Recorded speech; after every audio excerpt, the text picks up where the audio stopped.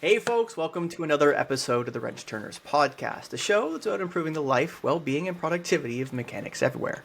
I am your host, Mr. Joshua Taylor, founder of WrenchTurners.online, and today we have a very interesting guest. It's a guest of somebody I asked to be a guest, and then he said, no, I think this person, my son, would be more important to be a guest to you, and I think that is going to be the case today. Ladies and gentlemen, Derek Scherer. And without further ado, let's get into it. Derek, thank you very much for taking the time this evening, spend a little time with us. Thanks for having me. I appreciate you taking your time out of your day to talk to me. No worries, no worries. I'm always intrigued on, and because one of the first question that I've asked everyone to date is what got you into automotive, and it started out as just a specific question to like a mechanic like yourself, like what got you into the trade, but as it's blossomed into what got you into automotive, for those folks that I've had on the show that aren't mechanics, the answers are not like they don't vary widely, but there are occasionally folks that are really outside the scope. The other side of the coin is you have a family relative that either oh god, goodness me, I can't speak this evening, folks. Oh my goodness. And no, I haven't had anything to drink. That's just goodness. Anyway, point I'm trying to get at as I stumble over myself is, for the most part, you have a relative, typically a direct relative in automotive, that gets you into automotive. Now, some of those folks become mechanics from mechanics. Some of those folks sell cars. Some of those folks just in automotive in general. But Mr. Scherer here, his dad is in automotive. Is that the reason why you are where you are, or what happened in there? I'd say that was a pretty big start, right? So when I was, I'm trying to think here, probably when I was like 14, 15 maybe, we had an old 85 Mercedes diesel that my dad had bought in 91 before I was even born. And, as I got older, I was getting ready to drive, and he was handing that car down to me. And at that time, the parts and finding someone to work on that car was kind of hard because it was such an old car, and you could go to like specialized European shops around where we had lived at the time, but the problem was that they would probably break more than they would fix things. So Gotcha. we kind of took initiative to become our own mechanics.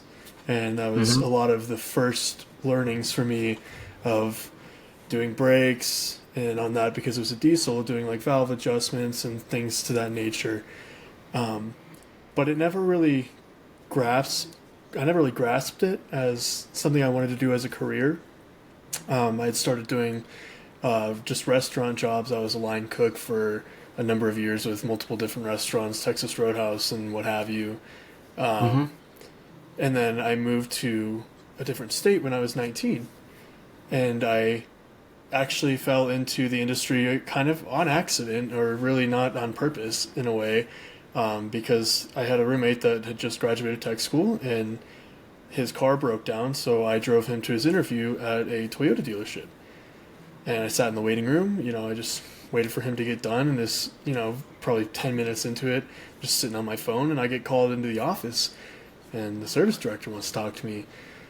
I was like, okay, that's weird, but I guess I'll go in there, and, the service director and I just kind of start, shooting back and forth and just talking about stuff, and he was like, I like you, I want you to come work for me.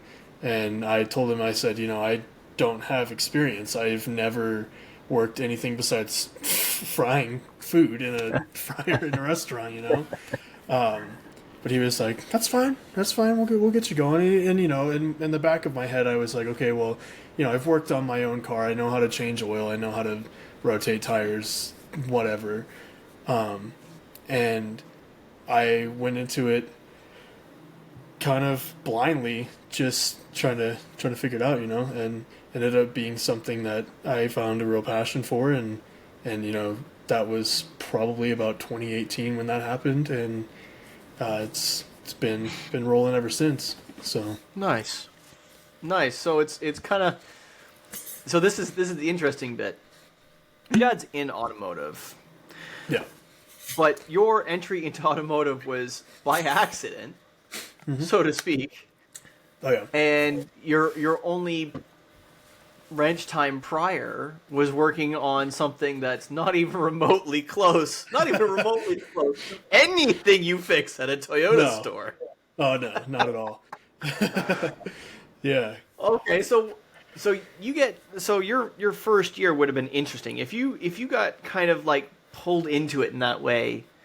And those of us who've been around the block enough times in automotive know that you can try and leave automotive, but you get sucked back in pretty quick. And even if you've never been in it, you get sucked in pretty quick, as Derek's already found out. So you were sucked into this Toyota store. What was that? What was that like? So for working for a service director that saw something in you, saw potential in you, saw like this person, like you just give off that energy, whatever the case may be. What's it like working Yeah. for a leader that recognizes that kind of thing? I'll tell you that that guy was probably one of the best bosses have ever had at any job, even to this day. And where I'm at now, I have some really solid management, and they do a lot to take care of us. But that guy really set the precedent for what being a leader should be, and just what it means like to work for someone that actually wants to like take care of the environment that they create in the shop and everything. But what really made it good for me and what really sold solidified everything was the people around me. I worked with some really ambitious and really great guys at that time. We were all around similar ages, so that was also kind of nice. There were also some older guys that had been there for probably longer than I had been alive at the time, and I took a lot from them too. They very much like looked over everybody else, which was nice. And yeah, it was just a really solid environment. And at the time, that I started there, I was working two jobs because I was also working at an Applebee's, and I just enjoyed my job at Toyota so much that I was like, I don't want to. I'm putting my all into this. This, like you kind of said, you get sucked in. I was like, I don't want to do, just be a lube tech and do something on the side. Like I'm all in. Like I'm ready to kind of take my place here. But yeah. So interesting. So one of the things that we don't get to talk about that often on the show is commitment in that regard. And there are some folks that will perhaps argue with this notion, but the thing that I have the most trouble with technicians in coaching with is accountability. Sure. There are a host of folks that I reached out to or reached out to me because they posted something online, or I found them in a forum or TikTok, whatever the case may be, that we have a great first session where I get to have a chat with them, try to figure out their story, learn where they're at, learn the store, a little bit about their leadership, a little bit about their team around them, just kind of get a genuine feel and understanding what it is that they're truly trying to change. Because majority of the time, I haven't actually looked at my own notes in terms of statistics for this, but most of the time, I would say 99 out of 100 they're looking because they think their boss is awful, and I can make more money elsewhere because their boss is awful. Yeah. And every single result of every one of those initial consultations was finding out somebody needed to fix at least 5 to 10 other things that they can control themselves to make the environment better, even if they have a toxic boss. Doesn't matter if they do or they don't. There's 5 to 10 things that absolutely everybody can fix to make their life infinitely better at the store they're at, before they worry about whether they have a toxic boss or a great boss. Like you've shared that you have that service director was amazing. Is probably one of the best leaders you've ever had. Somebody might think the complete opposite of that same person. Yeah. So in that circumstance, both the only thing that you can control is what you can control. You could leave, Yeah. but if you're the problem, you're going to be the problem at the other store too. Yeah. Yeah. And man, I'll tell you that like where I'm at now is the third dealership that I've worked at, and the second one was probably the worst, and it was just due to a toxic environment in general, right? Because Mm-hmm. I'd agree that a lot of what was happening was not a lot of team effort, and that created toxicity, in between peers or whatever. But it also was somewhat because of our management as well, because we went through 4 service directors in 3 years, which was insane. Yeah. So I I'm sad to say that I'm pretty close to the same at one of the stores I was at. I was yeah at the first store, the store that I started at. I had a great foreman at, and thank God I had a great foreman because we had, the service manager that hired me, and then the service manager that replaced him, and then a temporary service manager that was one of our advisors, and then a hired in service manager, my first female manager in my life, and then I left. So four and 2.5 years, four wow and 2.5 years. Yeah, yeah we're beat by about on the half a same. year. Yeah, it's about the same. Either way, it's Mm-hmm. you look at both sides of that coin. You look at it from the store's For sure. perspective. Let's say from the store perspective that they weren't actually performing. Right. 4 and 2.5 years means a new one roughly every 7 months, 8 months.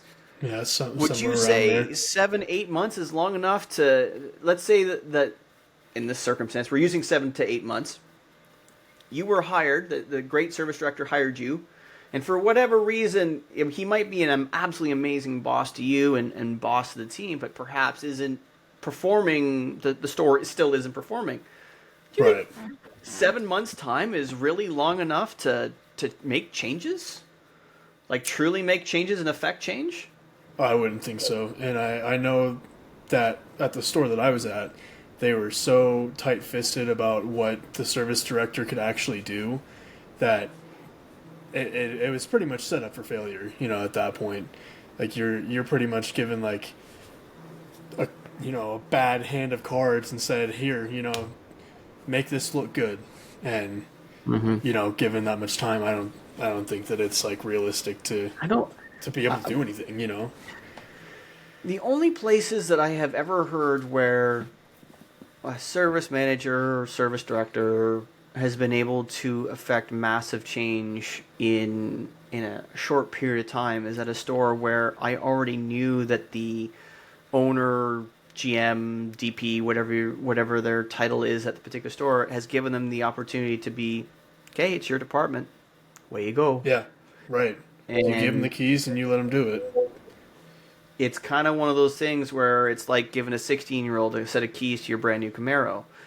They could they could immediately get in the car and just drive it like it's a car, or they could drive it like a race car because it's a sports car. Drive it really well Yeah. and come home. Fuel tank might be empty, but it comes home in one piece. Or they could do the typical brand new Camaro, brand new Mustang owner thing and go out, do a burnout, and run it right into a pole.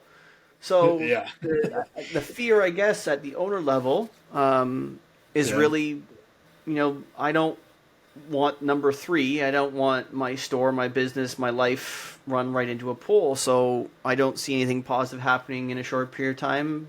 Bye.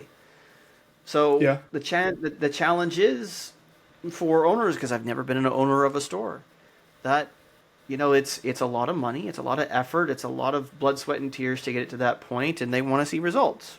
I don't blame them. It's true. I don't blame them at all. So at the store that wasn't so great,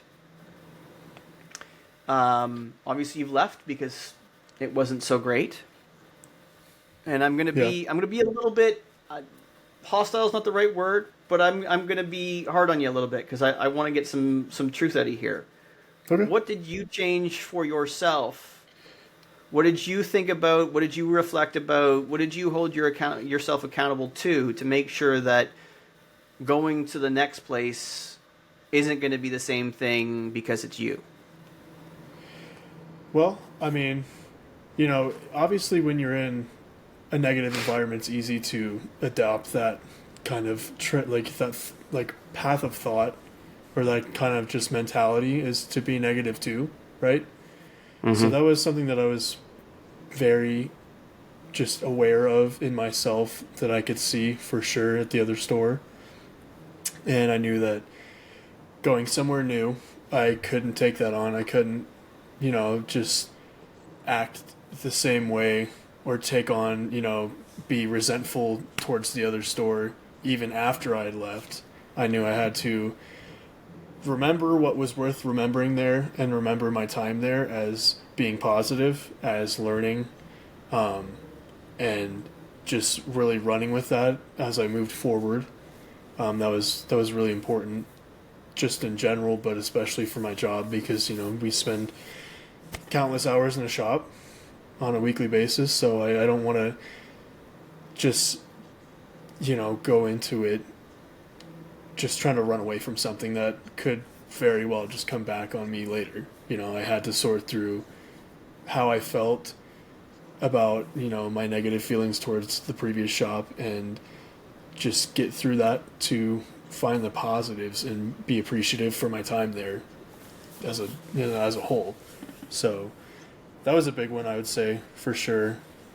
Yeah,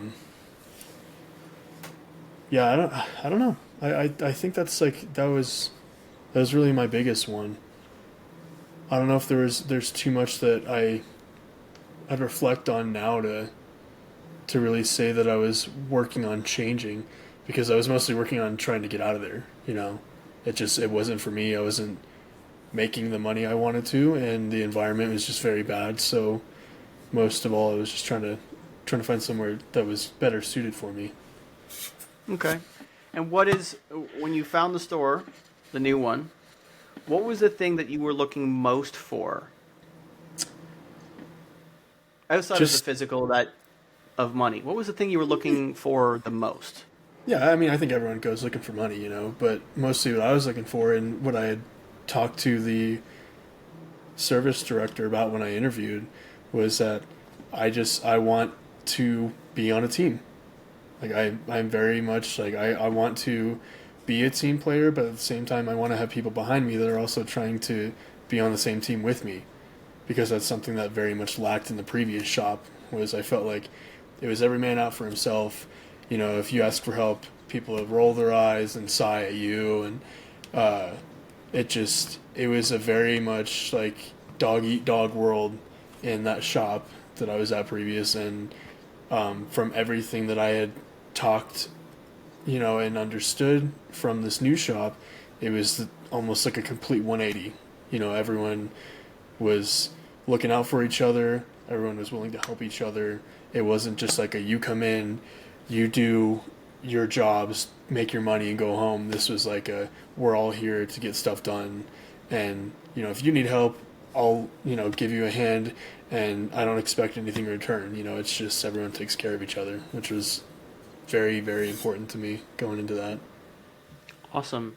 Now, did you experience that right off the rip too? Like you get it there day one, it was that right away, and it hasn't flinched since.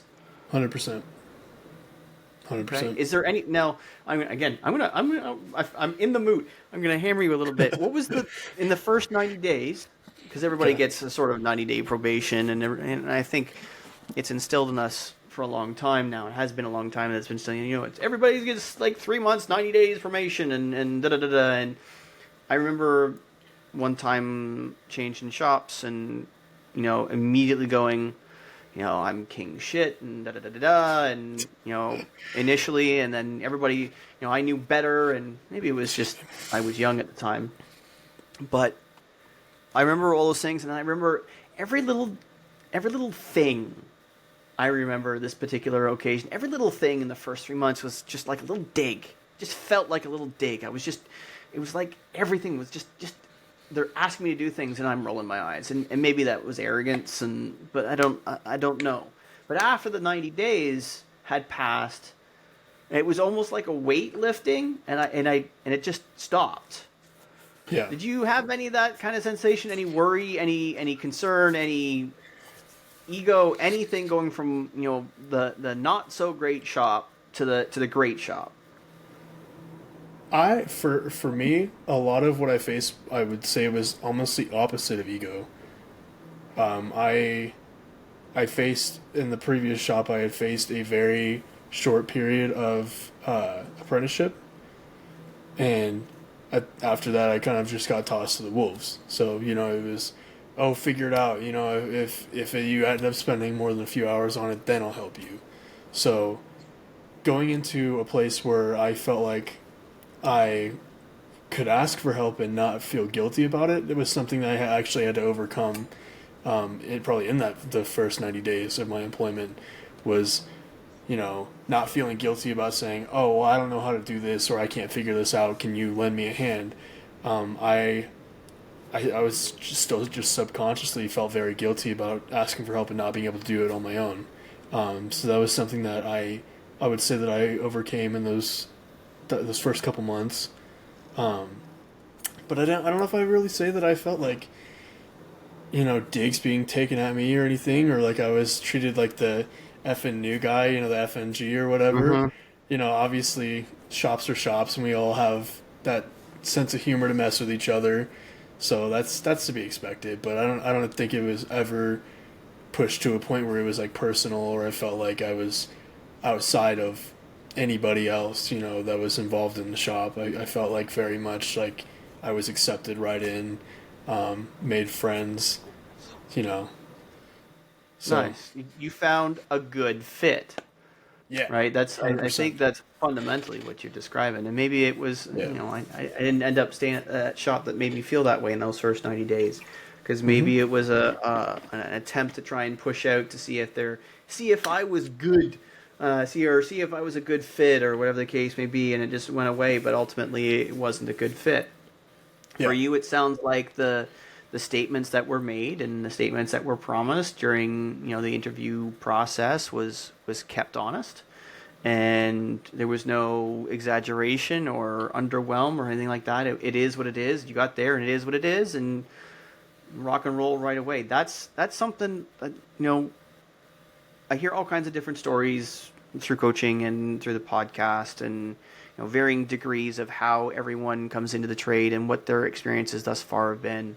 And I'm sad to say that there's not nearly as many positive stories like yours just now as there is negative ones. But I wonder if it's partly because you recognize that you needed to not carry any negative forward with you from a place where you weren't happy. You recognize that that was a thing. You recognize that you needed to be you needed to be positive moving forward. It was an opportunity. You utilized that opportunity as best as you possibly could. You in your mind and body, it's like, I did what I could. You moved on. It was a great experience. I learned a lot, but it's time to move on. Moved on, and you had a better understanding of what your own boundaries. The word boundaries comes into mind. You knew what Sure. the things that you had at the first shop for whatever reason, and then this shop now, positive experiences tell us the things that we really enjoy, and negative experiences are ways that tell us the things that we need to avoid. And for a lot of people out there, they don't have a whole lot of things on their positive list. They just have a whole litany of things to avoid, and it's very difficult to keep up a positive mindset if you only have a few things in the positive bucket. So Yeah. the fact that you were able to recognize that team was like nearly top, if not top of your positive bucket, and that's the thing that you found and you were looking for, that's awesome. Yeah, man. Yeah, I mean, unfortunately, I'd agree with you. I have a lot of friends that work in different places around the United States, and I'd agree that like a lot of what I hear is negative, and it's very unfortunate. Um, and I, as much as I want to, I could sit here all day and tell you about how grateful I am to be where I'm at, because I am. I'm also at the same time, because I can reflect on it now, I'm very grateful for where I was too, right? Because all of that negativity, like you said, it makes us realize what we don't want, and find the things that we can kind of like push forward from. It's it almost, it's hard in the moment too, but looking back on it, it's more of a learning experience than anything else, and it makes these kind of mountains, makes the valleys all worth it. You know what I mean? Like, it just, Mm-hmm. being able to move forward, is, it makes going through all the crap before just like, worth it in the end. It's It's just hard the to thing find that your we way need to out of it. remember there is that you didn't fail. They didn't Right. fail, you didn't fail. It wasn't a Right. good fit, and you both learned. They're going to find out that um, perhaps we're going to think positively in this circumstance. They're going to find out that finding other people like you is not a good fit for their store. They need to find a different person. They're going to be able to tick off a few boxes and say, when going through the interview processes, make sure that they aren't a team player. Make sure they're a hungry individual. There's nothing wrong with a shop that has 20 lions in it. But I have to tell you, lions kill each other to be at Mm-hmm. the head of the pack, so to speak, Mm-hmm. or the head of the pride, or whatever it's called. I, it's a thing, and if Yep. one gets slightly older or looks even the remotely a bit weak, the one that thinks they can be at the top is immediately trying to go after it. So it makes it very difficult to run a shop where there isn't always some form of personality challenge, because somebody's constantly challenging somebody for something, for Right. whatever reason that's in their bucket.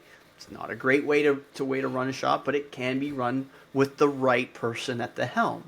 Right? You need to have a strong personality, one that's capable and all the things that a leader should be, but when you're managing a shop full of lions, you got to run it a certain way. Same thing applies when you have a shop, you have a couple of lions in the shop and a couple of not lions, shall we call it, not a couple of alphas in there. Everybody that wants to play a Yeah. team player. Nobody specifically wants to lead. Everybody just wants to come in, work hard, put in their time, maybe more, depending on the day, and if they feel lucky and they get the text message home to their spouse saying, "Hey, I'm going to be a couple hours late tonight because I've got 3 jobs that I can do and make some good money today."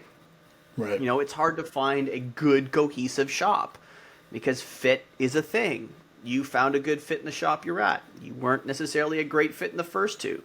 It took you a while to figure out what one of your hard slash non-negotiable slash boundary is. That's something that's incredibly important to you, and you will probably fight for it everywhere you go, for if you happen to ever change again. Yeah. I think one of the challenges with both leadership and mechanics alike is not knowing what those non-negotiables and boundaries are, right?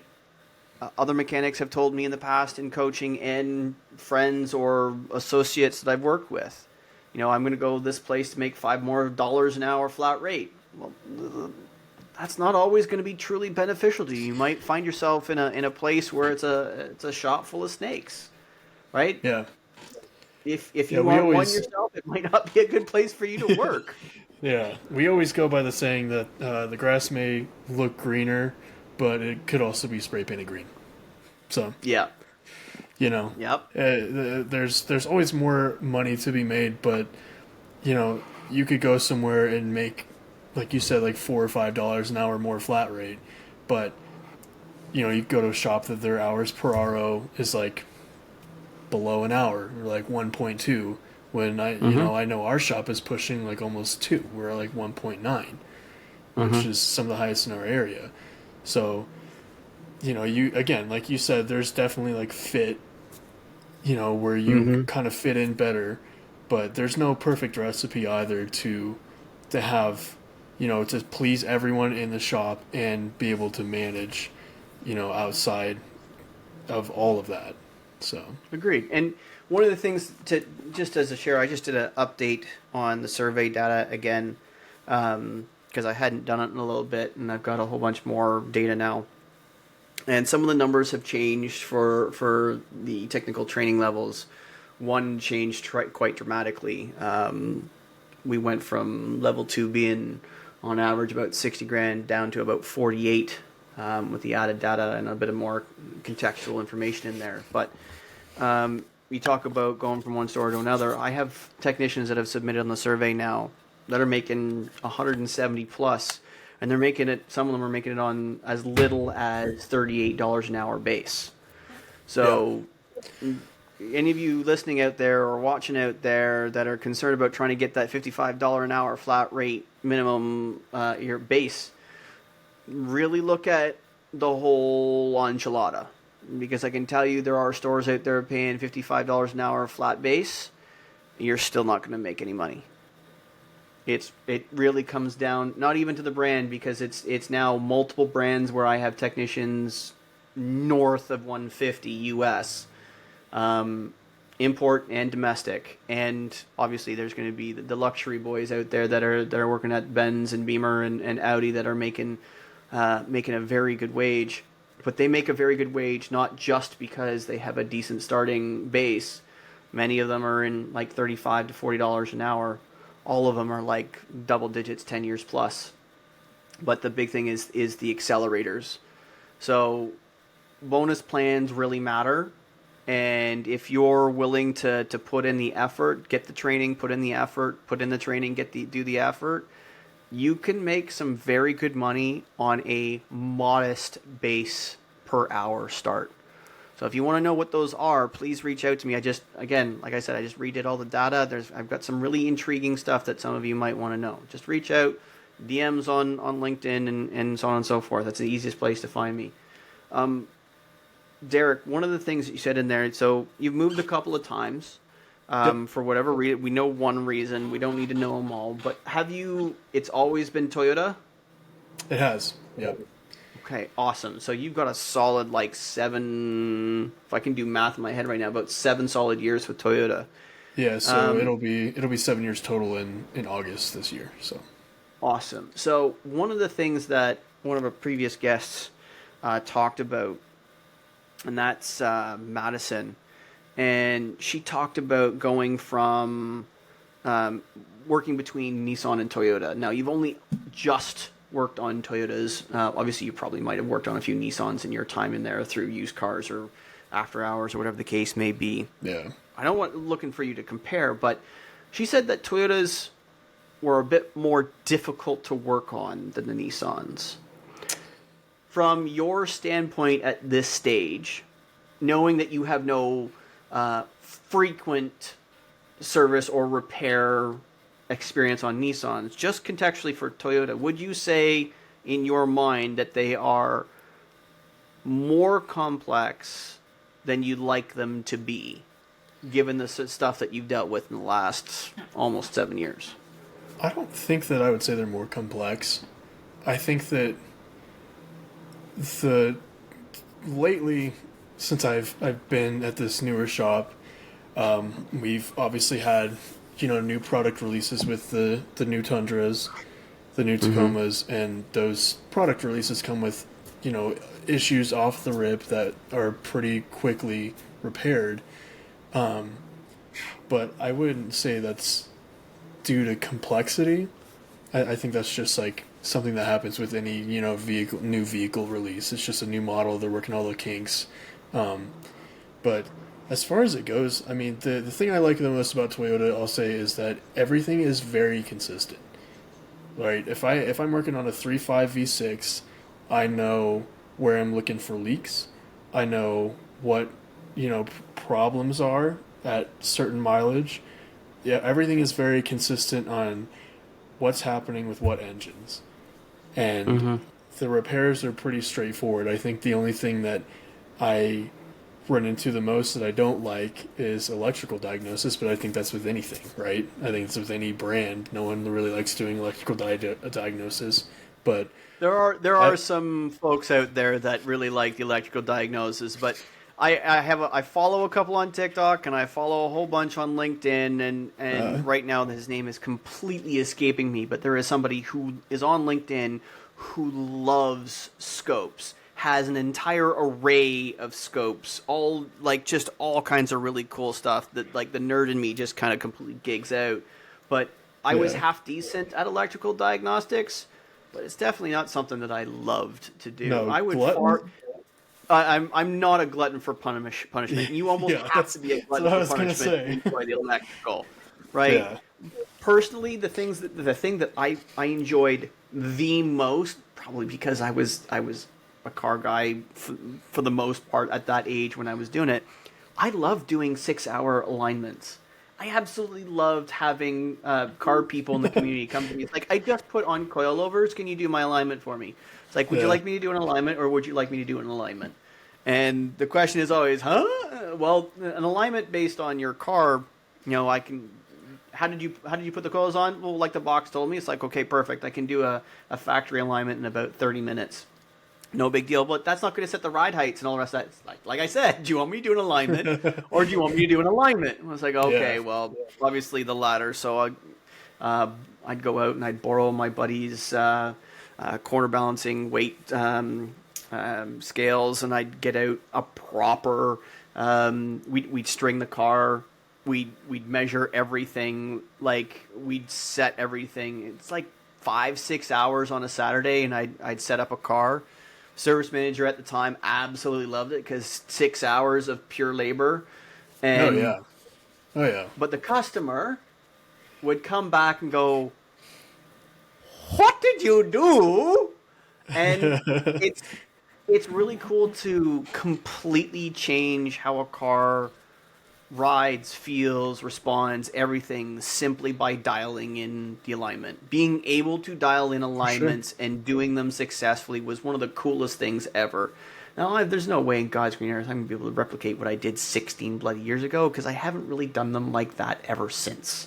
Yeah. So I just remember that being that great feeling, because not only was I doing something really cool, did I get to use all the really cool, I get to use the cool alignment machine, but the feeling afterwards of backing the car off the hoist and then going for a rip and going, okay, this is exactly how this is supposed to feel, and everything responds the way, and the customer then goes for a rip and comes back. It's like, this, I need more of this right Yeah. here. Just keep doing this. That is a great feeling.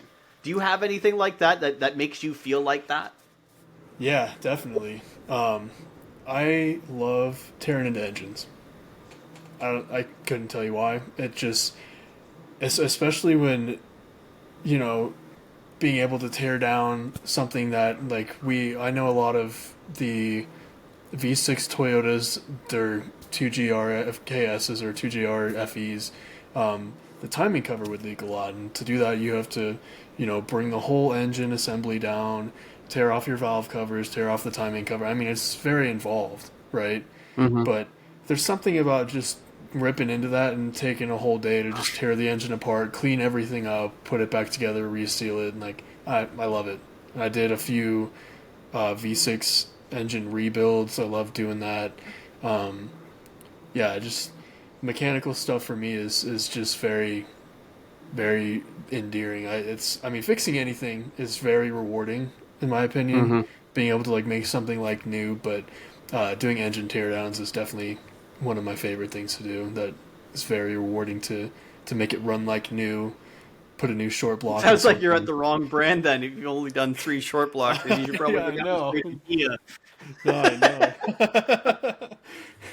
Not to But jab on Kia too much, folks. I realize that you've corrected the stuff, but doing engines all the time is not necessarily good for customers or business long term, because it's not going to no, be a sustainable practice to keep selling cars that blow motors. But I digress. They've fixed that. They resolved that. But at the same time, it's really awesome that you found something that you're going to be that person with their hand up as soon as somebody hears rod knock or piston slap of any description. It's like, oh, that's that. Nope, send that. Nope, that's bay number 7, Mr. Scherer. Yep, just put it in the bay. Just put it in the bay. You're going to make him happy for a week. everything besides the new Tundras, I'm a little intimidated by them because we've How had a come? few. We've had a few come in. It's been a fairly reoccurring problem that I think they've fixed post production now. Mm-hmm. But we had, man, I got to the shop in August of last year, and I think we probably had from then to now 4 or 5 Tundra engine rebuilds. Hmm. And I think it was just metal particulate that was getting in main bearings that was just throwing them. But we've had a fair amount, and What about they it really makes you? What about it is intimidating? new engine, something I haven't done Ah, before, okay. and I don't think it's But isn't necessarily that I'm it's the like same engine that's in it's the same engine that's in the Highlander and the Tacoma, isn't it? similar because the newer Highlanders have 4-cylinder turbos, but before Mm-hmm. that they still had the V6, which is the Oh, okay. 2GR FKS, which this motor is similar, but I think this is a 3.4 twin turbo, and the 3.5 was what was in the Highlanders. Oh, So okay. Okay. everything's getting like downgraded though. They're going from V6 to 4-cylinder turbo and V8 to V6. So Okay. Yeah, it was interesting. We drove. We've been recently car buying. My wife and I finally made a decision. We ended up buying a 24 Camry hybrid, nice. and it's weird because the story is long and much too long to tell on this particular episode, nor is it relevant to tell this long story. I will tell it, folks. It is coming. I'm gonna write it out here eventually because it's a saga that needs to be told. But we drove a lot. We drove a lot, and it was interesting getting in because I wanted to drive a Tundra because I wanted to drive a Tundra, and it was weird driving something with this doesn't feel this doesn't feel like a 4-cylinder turbo. It doesn't feel like it. Like it doesn't have that. It's like okay. It obviously doesn't sound like a V8 like I expect everything to. Yeah. And I get into a Highlander and the same thing. It's like this doesn't feel like a small 4. It's turbo, but it doesn't feel like it's designed in my head at least. 4-cylinder turbo, I expect a little bit lag, and it's a big vehicle, so it's gonna fizzle out at top, and it really didn't. It was just kind of pulled. So it's congratulations to Toyota for making a quality powertrain in that way. So I'm looking forward to seeing what it does long term, because if they can rid themselves of particulate and such, I Yeah. think Yeah. they've made a good design choice in there. So Yeah. that aside, It's. so Oh, go ahead. pardon? Sorry, I interrupted you. No. No, you're good. Cool. So in all of this, let's say outside of the intimidation factor of the Tundra, and you like doing engines, what's something that you hate doing? I gotta think. I don't know. There's not anything that I particularly will roll my eyes at and be like, oh my gosh. Mm-hmm. But I used to hate 4-wheel drive diagnosis. I've gotten better at that because a lot of people out where I live use 4-wheel drive. So Mm-hmm. I've had to run into that a lot more lately. But I think just going down rabbit holes of diagnosis or where my disdain lies mostly. I could see one problem and narrow it down and say, okay, well, I have 10 DTCs. I'm going to follow this one, and then Mm-hmm. try to go down a repair manual flowchart, and then get completely thrown, into something else Mm-hmm. that could be completely unrelated. And I think that's like what I hate the most is wasting my time going down the wrong path of diagnosis. But again, as I've grown older and gained more experience in the field, I've definitely learned to not do that as much and to kind of read into what I need to and ignore what I also need to ignore. So Awesome. 'Cause yeah, that's a really big skill to learn. Is just for sure. realizing when you are spiraling out of control, as it were, because Yeah, when you're doing repair, even if it's post, noise is noise. Noise, we can all get easily screwed up by it, and we just immediately go, I know exactly what that is, and can be completely fucking wrong. yep, But at the same time, it's a lot harder to know when you're going down the right pathway in any kind of diagnostic, because things can go sideways pretty quick if you're not hyper careful. The challenge is if you're hyper careful, you're going too slow. Yeah. Um, Yeah. it really comes down to, it's not even necessarily experience level, though that does play a role into it. Your confidence level really enters into play when you're doing diagnostics. It's like, are you confident that the answer that you just came to, um, in whatever step in the process you're in, are you confident the answer that you just got is actually the answer that you just got? And that means that the next step is the thing that you need to do, or you stop and now you've got a diagnostic or a diagnosis. No, yeah. Having the confidence to say yes or no one way or the other is something that you only learn with experience. It's not knowledge, it's experience. Yeah. Being able to, you have to have enough experience to get to the confidence, and you have to have enough confidence by way of experience, and it's a circle, and then you go down that pathway. It's a really hard thing to learn, because really the only way you learn it is by being wrong a lot. Yeah. That's it's trial by fire for sure. It really is trial by fire. And Yeah. and the cool thing is I posted it. Did I post it last time? I don't know. Hopefully I'm not doing too much teaser of a 10 mil episode, but we were talking about, grinding somebody's gears in the shop. And I think it was Mueller that brought it up, and we were talking about a tech working on something. Obviously, trust has to be shared in this story to understand it a little bit better. You got two people who trust each other, or been around together, or as baymates long enough to have earned enough trust to be able to do it. But somebody who's bashing their head up against a wall in diagnostics, and it's just like, this doesn't make sense. I don't know what this. I want to. That point in the wall where you have hit the concrete wall, and you've probably done all the tests up to that point like 10 times, and every time you come to that 10th time, it's a different answer. So now you're just pulling your hair out. And Mueller said he was the kind of guy that would go over and go, it's that, because he's been watching for the last hour. And just to see the person's head explode.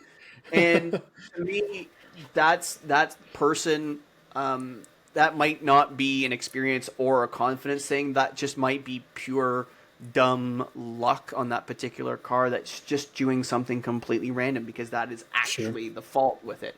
Where you have something, go back to 2010, give you guys an example, caravans and town and countries were having wiring issues. We're talking about electric diagnostic. Let's talk about electrical diagnostic.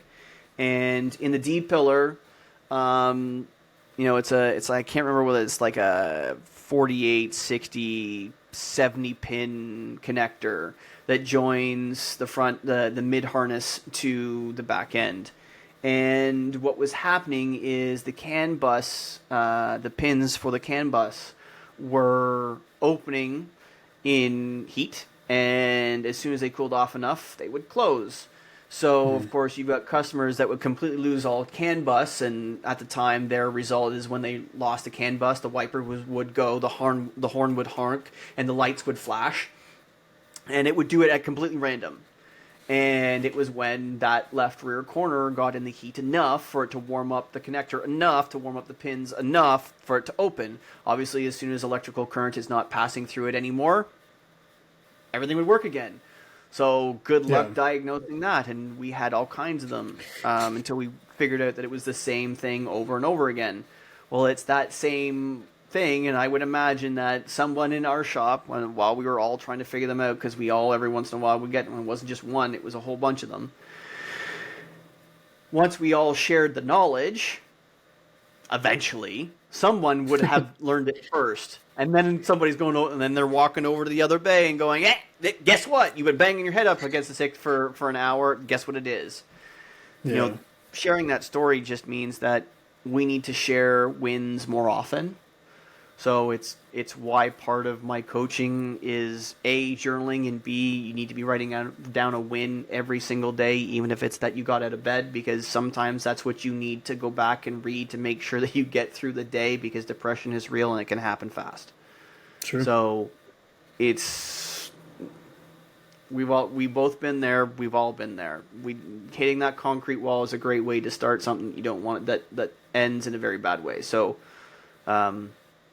listening, writing things down, perhaps poking fun, but also going, "Are you okay?" Right. So that leads me to the last question, Derek. What would be, after almost 7 years, something that you've learned to do yourself or you've learned along the way from someone as a piece of advice to help a mechanic be happier, healthier, more productive tomorrow? I think if anything, and this is probably more of a combination of just advice that I've been given and things that I've kind of picked up along the way, is to to just be patient and take it day by day, right? It's easy to, like you said, hit a concrete wall and bash your head against it and be like, "Oh, I spent all day trying to figure this problem out and I can't, I can't." And then you take that on to the next day, and then even when you're done, you're still taking it on, and you just end up ruining a whole week for yourself because you've just let one day ruin your whole week, or just 1 hour ruin your whole day, and so on. That's a big major thing that I've tried to learn myself and had to take my time, because getting things done efficiently and getting things done right are only going to happen when you're in a positive headspace and when you're actually focusing to get the job done rather than just getting it done because you're pissed off. Like it's a very big one for sure. That's awesome. That's awesome that you've learned that already. Like, I can't express how awesome that is. That one thing is probably all that anybody needs to hear almost every single day, because we learn it's not necessarily I'm going back here a little bit here. What's this phrase? And we just, to me, it was just posted, but to y'all, it'll be a while ago. Don't worry about getting paid for the job you're doing. Worry about the job that you're doing. You're going to get paid. I'm messing it up a little bit here, but I'll go back and I'll try and reference it. But Christopher Johnson said it. And the idea is, be patient. Worry about the job you're working on. And go step by step. Yeah. In this moment, fixing the car properly is far more important than fixing the car fast. Agreed. Far more important. The customer doesn't care how fast you did it. They don't. Your boss doesn't care how fast you did it. Because at the end of the day, if it comes back, that's the only thing they're going to think about. True. They're not going to think about, he fixed this car in 30 minutes. Well, no, he didn't. Here, it's back. Yep. Right? Nobody's going to care. Mm-hmm. Nobody's going to care if you fixed it in 30 minutes and it was a 3-hour job. Nobody's going to care. Right. But they are going to care if a wheel comes off. They are going to care if it still makes the noise that it came in for. They are going to care if the check engine light comes back on. Fix it right, and learn to fix it right consistently before you think about fixing it fast. I'm going to say it over again. And fundamentally, what Derek has said is be patient. Do it properly. Do each step. Awesome. Awesome advice. Derek, thank you very much for giving us a little bit of your time this evening. Yeah, man. I appreciate you having me on, and good conversation. Yes, sir. Yes, sir. Yes, sir. Folks, I think we have another episode in the books. Well, that's okay, because there is another one coming up, and I think we're getting awfully close to the Recruiter series. We've got a whole bunch now in the bank that are now in post-production that I now have to deal with, which means that we get some awesome people on the show, and you guys get to learn all about recruiting, all about how it works, all kinds of questions that I'm asking in every single one. But I have refined, and I think I didn't quite have it refined on the first two, but I think now that I've done a couple of them, I've refined it down to a very important question, just like the very important question we answer on this show is, what do you think one piece of advice that you think will help a technician be happier, healthier, more productive tomorrow? We have a question just like that for those recruiters, so be on the lookout for that, not too distant future. Secondly, Wrenches for Wrenches newsletter continues to come out bi-weekly. Make sure you go on LinkedIn and subscribe. 3, Wrench Turners merch. My mama says you need to buy more. She wants y'all to buy more, that way I can buy more and give her one, because she wants another one. All right? She loves hers. So folks, thank you very much. Thank you very much for listening. I hope you enjoy. I hope you subscribe. And as a quote, as we always leave the show, let us put our minds together and see what life can make for our children. I found that one today after having a very long heart-to-heart with my son after soccer today, and I have to say it really is impactful. So folks, remember, negative pushes, positive pulls, and always clean your toys before you put them away.